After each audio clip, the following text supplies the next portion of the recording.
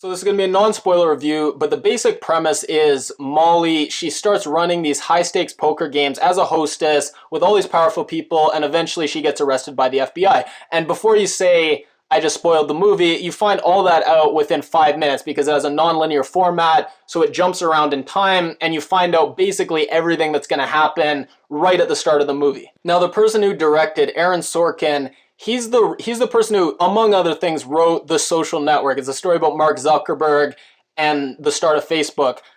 I got a total Social Network vibe. It's so fast-paced constantly, and the dialogue just rapid fire constantly throughout. Social Network, one of my top 25 favorite movies. So I thought I would like this one more. I didn't like this one as much, but maybe The Social Network, because he was a guy in university and computer science, a lot of things I could relate to. Maybe I ignored some of that movie's flaws, and that's why it's one of my favorite movies. This one, I think maybe if you're a woman or if you're really into poker, this might be your Social Network as it was for me, and you might just love this one. And I will say there's some excellent breakdowns of these specific poker games, and you really get a sense of why people love poker and how poker relates to manipulation in crime and other organizations and how they really go hand in hand. And I thought they did a great job showing Molly starting at the bottom and really cementing that, showing her interactions with her boss, throwing bagels at her, and you really feel that she did start at the bottom. And then usually the movie did a good job showing how she was smart and ruthless and intelligent and how she was able to maneuver her way to the top. They didn't just snap their fingers and all of a sudden she goes from the bottom to the top. It really did show her journey most of the time. There was one time in the movie where she was so down and so depressed and seemed like everything had just fallen apart. And then if you looked away and looked back, suddenly she was back on top and riding high. And I thought they could have done a better job showing the journey from being down in the dumps back to the top. And everyone said this, but Jessica Chastain, phenomenal performance. She really is one of the best actresses out there, and this is as good as I've seen her. Just this rapid fire dialogue role is just perfect for her. So many great moments. I guess the best moment I'd say, this trust fund kid steals from her game and her just calling him out on it.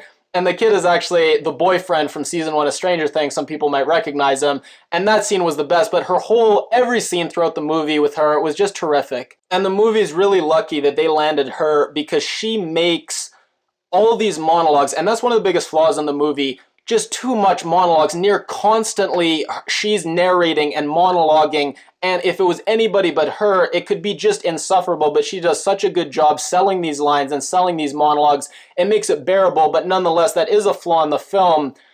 I just wish sometimes when she's talking and saying these things, we just got a scene showing these things rather than just her constantly talking about them. As one example, at one point she says, and she goes on this monologue, I'm sick of the drugs, I'm sick of the greed of people around me, I'm sick of living in the frat house. Well, show us the drugs, show us the frat house, show us her becoming disillusioned with this life. Don't just tell us the entire time. And tying in with that point, there is a lack of really beautiful visuals and great well-shot shots and cinematography, and a lack of suspense. So this this technique of jumping around in time and kind of having you understand the whole outline of the story right from the start, there's positives to it, but it also creates just this fundamental lack of suspense that I feel the movie can't really recover from. So when there's the FBI indictment and when she finally gets caught by the FBI, you've known it's going to happen right from the start, so you can't help but feel a bit like, well, yeah, we know it's going to happen. And then when it does happen, we don't get these great visuals that really sell it. It's just, yeah, we've known this is going to happen the entire time. And then she just monologues it and just says, well, now I'm getting caught by the FBI. And then some people criticize the characterization or lack thereof. I think this is unfair. We did get a lot of memorable characters. There was Bad Brad. There was Michael Cera's character. Absolutely. I wish he was in it more. And then Chris O'Dowd, I always know him as the Canadian from Bridesmaids. He's always great. He was great in this, a really interesting character. And I think a fair criticism is that these characters that were interesting, they popped up and then kind of went away, and we didn't really get any follow-through. But we still did get memorable characters that I can look back on the movie and remember lots of different characters, so it's not all bad. And then some people criticize Molly, Jessica Chastain's character. They said she was robotic and she didn't really have any friends or emotional life.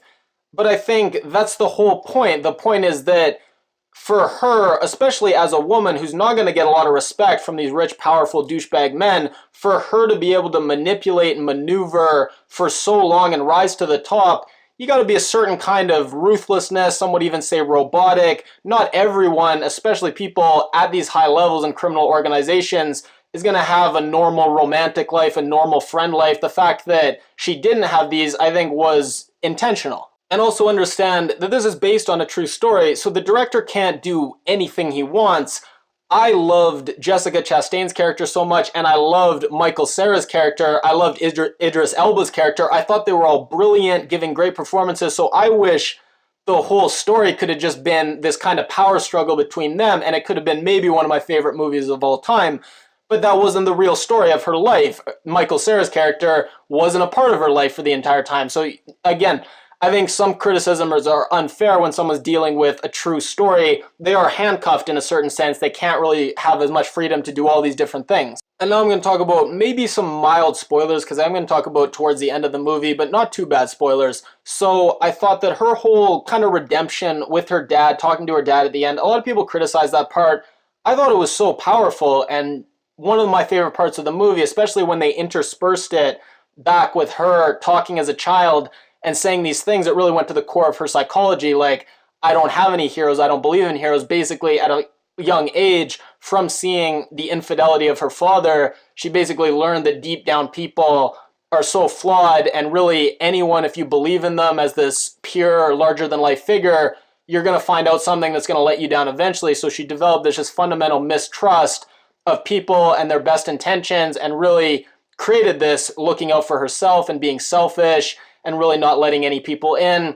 And I thought it was fascinating to explore that at the end, and then really leave it open about whether she was going to continue and that was going to be her entire life, or whether there was the potential for her to change and become more human. And the fact that this took place at a skating rink, and it shows that when people, as adults, their whole lives are falling apart, everything's going to crap, and yet doing this skill that they learned in their childhood, something about that calms them down and brings them back to this pure time when things were simpler. It's always a nice thing to include in movies. And then a few other things I really like. Michael Costner, he's the lawyer from The Wire, basically comes in for this little 10-second cameo where he plays the exact same character and gives this great speech about when you're breaking the law, you don't want to break the law. And that basically means when you're doing white-collar crimes, don't also do other crimes that people actually get arrested for, like drugs or violence. And then the judge at the end has this great line, "We're within spitting distance from Wall Street. I know because I've tried to spit at it." So bottom line, this is a good movie, but it is a flawed movie. If you're someone who can identify with Molly and her journey to the top through kind of morally questionable means, and really likes this very Aaron Sorkin, like rapid fire dialogue constantly, this almost celebration of wit and repartee and intelligence, you're going to like this. But for other people who can identify or don't like this constant, near nauseating, exhausting monologues, you're going to be maybe a bit disappointed, but it's still a good movie. I can recommend everyone go see it.